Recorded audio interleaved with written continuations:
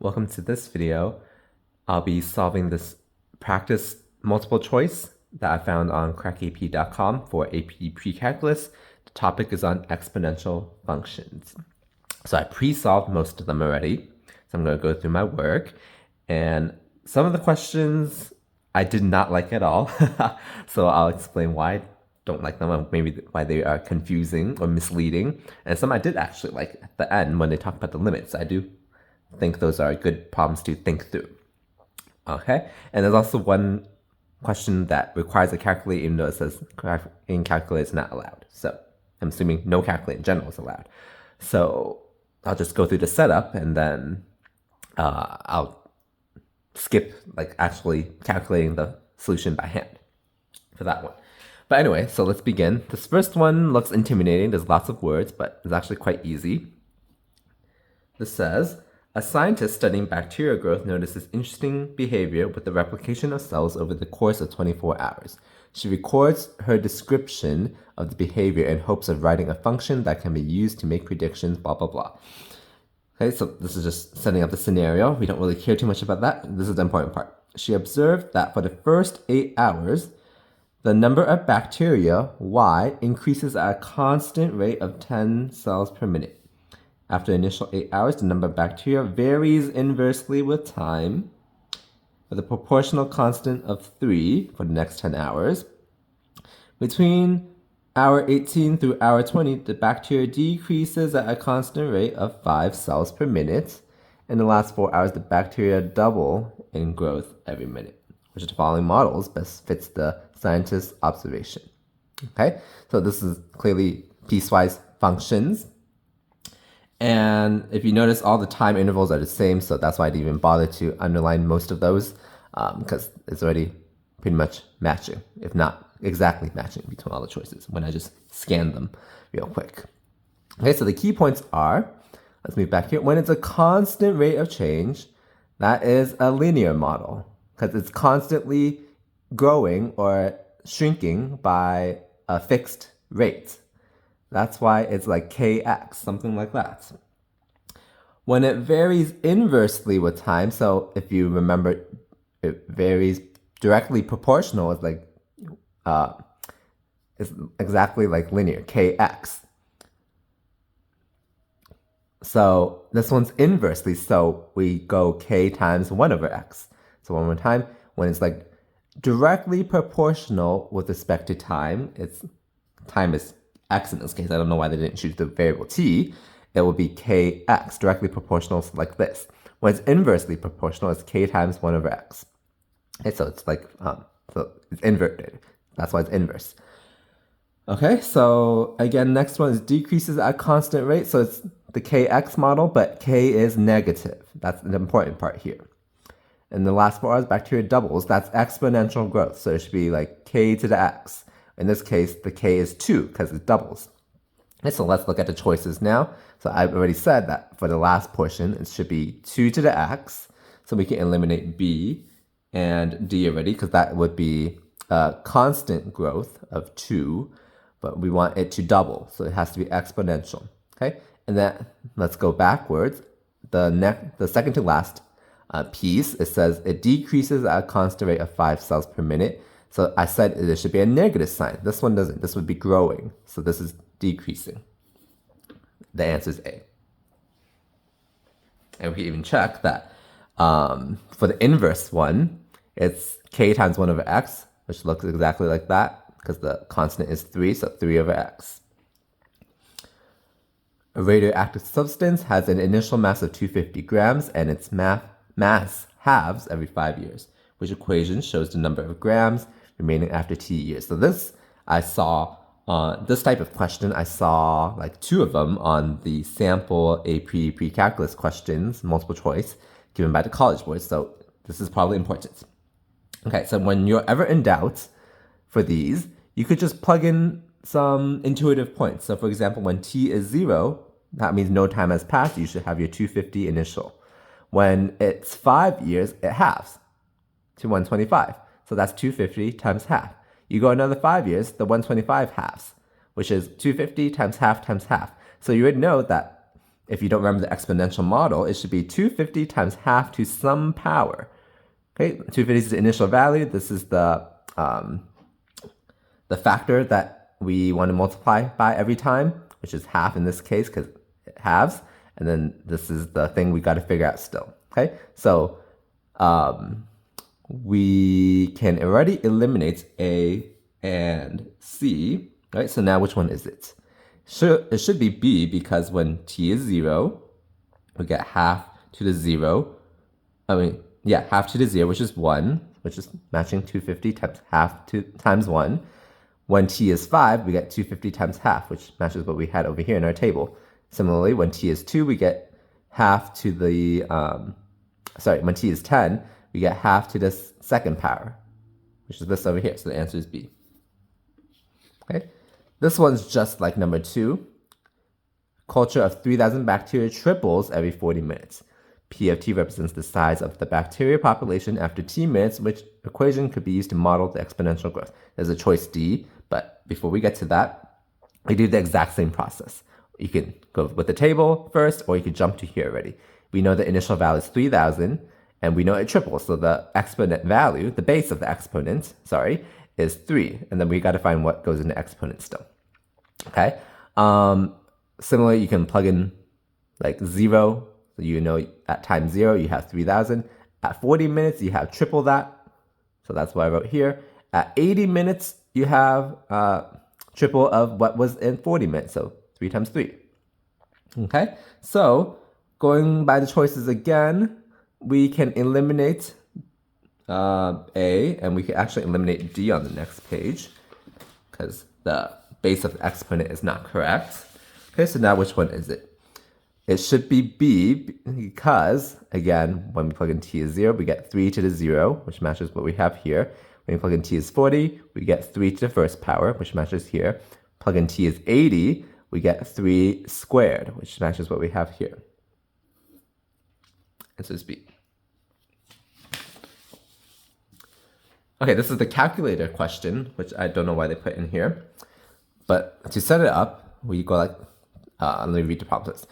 Problem first. When exposed to sunlight, the number of bacteria in a culture decreases exponentially at the rate of 10% per hour. What is the best approximation for the number of hours required for the initial bacteria to decrease by 50%? Okay, so the exponential model is initial value times the exponent base. I put 0.9 because just imagine after 1 hour, you would have 90% left. So that's why I put that there. You could also, I think this is what the solution did, B times 1 minus 0.1 to the t. This is 0.9, which is exactly what I got over there. Okay, and we want to set it equal to, because we're interested in when the initial bacteria is decreased to 50% or half. Okay, so the b's cancel, we get 0.9 to the t is 0.5. You need a calculator for this, so I would just graph this, find the point of intersection. So I don't even remember what the answer was, but this is how you would set it up. These are easy. Which of the following functions given below are equivalent? So I, for some reason, went backwards. So I first used this as my reference. This is clearly equal to h of x because I can move this negative exponent in the denominator, which exactly matches that then. That's why I wrote is equal to h of x. This one, I split up the exponents. It's 2 cubed times 2 to the negative x, because when we have a product of 2, we can add the exponents. So that's why you would get this. So I just went the other way. And then 2 cubed is 8. 8 times 2 to the minus x is equal to g of x. And we already said g of x is h of x. So all three are the same. Okay, so here for this one, it's the exact same type of question, which of them are the same. So I use g as my base. Clearly, h of x cannot equal to g of x. How can 3 to the x be equal to 4.5 to the x? The base of the exponent is different. And if you plug in x as 1, you get 3, and you get 4.5 in this one. So clearly, those two are not the same. Now, is this the same as either one? Well, 9 to the x over 2, I use properties of exponents again. I can write it as 9 to the half power to the x power. Because when you have like This, you multiply the exponents. So it'll be x over 2 again. So I just went the other way. 9 to the half is the same thing as square root of 9. Square root of 9 is 3. So 3 to the x, that's the same thing as g. So 1 and 2 are the same. Michael buys a new computer at full price. He learns that each year the value of the computer depreciates at a rate of 7%, which the following residual plots would best fit the model of depreciation. So this is key here is residual plots. So I don't like this question because they assume that residual plot is based on, you can only have a residual plot for a linear model. So that's not correct, in my opinion. You can have a residual plot because residual is just like kind of like the error. You have a residual plot if you have like an exponential model or a logarithmic model or any model. So I don't like this assumption that residual plot is only for a linear model, but this is what the question assumes. And I don't know if they teach you in this class that residual plot is only for a linear model, because that's not true, in my opinion. Okay, because you want to find residual, or essentially the error, for any model. Okay, but let's go through the choices given that assumption.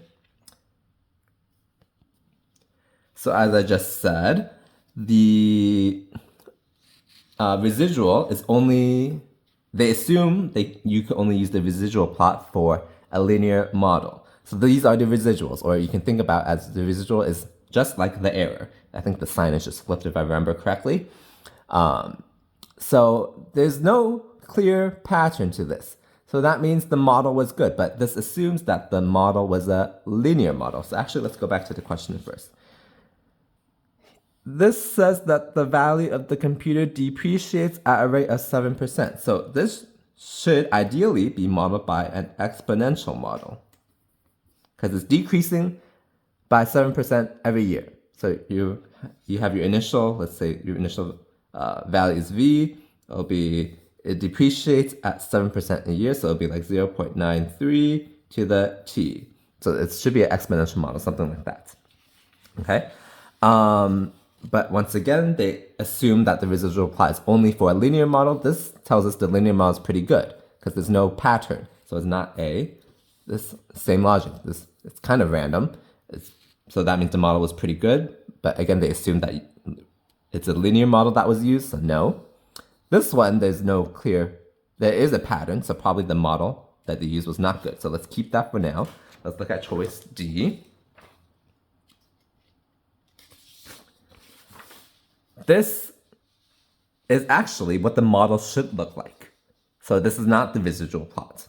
So not choice D. So the answer would be this one, C.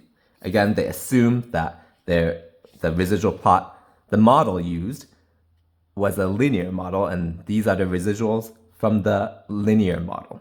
So I don't agree with that assumption, though. So if you got confused by this problem, don't worry, I got confused also. But double check with your teacher maybe, or even just in the course description, whether they assume residual plots is for linear models only. Okay, some more padding on the bottom probably. So, okay. Which of the following tables of data best represents an exponential regression model? Okay, so let's look at the choices. So I, for some reason, went backwards again after I scanned them. So this one I can tell looks parabolic. So first of all, exponential should look something like this. It should be monotonic, whether monotonically increasing or like monotonically decreasing, something like that. Okay, so this one, it decreases and then increases. So for sure, it cannot fit an exponential model, and it actually looks parabolic.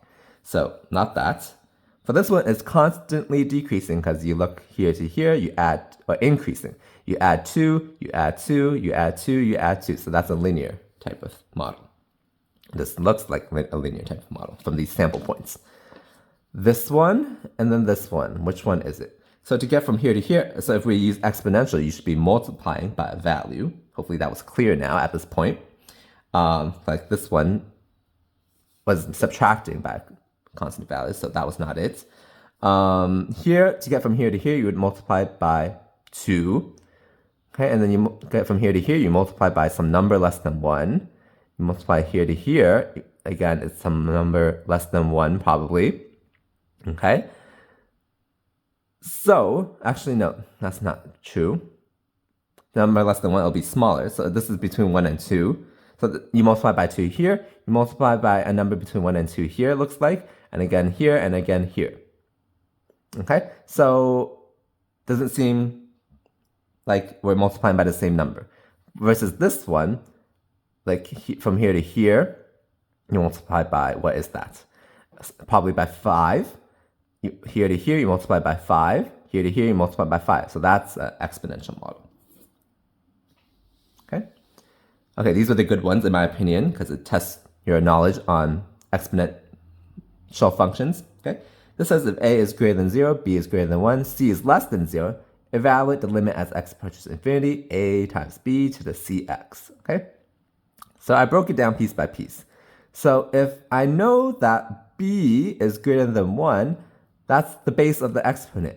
Kind of like what I was saying up here. If it's greater than 1, that means it's growing. If it's less than 1, that means it's less than 1 but greater than 0, that means it is decaying. Okay, so since they tell us b is greater than 1, I know it looks like exponential growth, so something like this. So I just sketched it. If a is greater than 0, they tell us that. Remember your transformations. If a is positive, there's no reflection. If a is negative, there's a reflection across the x-axis, or vertical reflection. So since a is greater than 0, there's no vertical reflection. Now they tell us c is less than 0 though. That has to do with a horizontal reflection. So there is. So I'm going to reflect it about the y-axis, so it looks like that. Now I take the limit as x approaches infinity. I see that approaches 0. Okay, this is the same, similar type of problem. F of t is minus 5 times e to 2t. Find limit as t approaches infinity of f of t. So I know what e to 2t looks like. It looks like that. It looks very close to e to t. It's just compressed a little bit. Compressed horizontally. And now we have a minus 5, so as I said up here, if our a is negative, that means there's a flip, a reflection. So as x approaches, or t approaches infinity, we would go to negative infinity in this case. So the answer is A. Okay, these are good problems to think through, in my opinion. All right, so that's it for this practice test. So hopefully I was able to clear things up if you got confused. Like I was confused on that residual problem and then the calculator actually required problem. That was mentioned in the solution actually in the website. So the website does have a solution. No guarantees if it's accurate though. This is how I worked them out, and you can just, if my explanation didn't make sense, go check the website maybe, and maybe that will help you out. If the website explanation didn't make sense, hopefully my explanation helped. Maybe they're the same, then sorry about that. Maybe you need to look for a different person to explain it, or you can just leave it in the comment and I can try to explain it a different way also, if I see the comments. Okay, please like and subscribe if this video has helped you as always.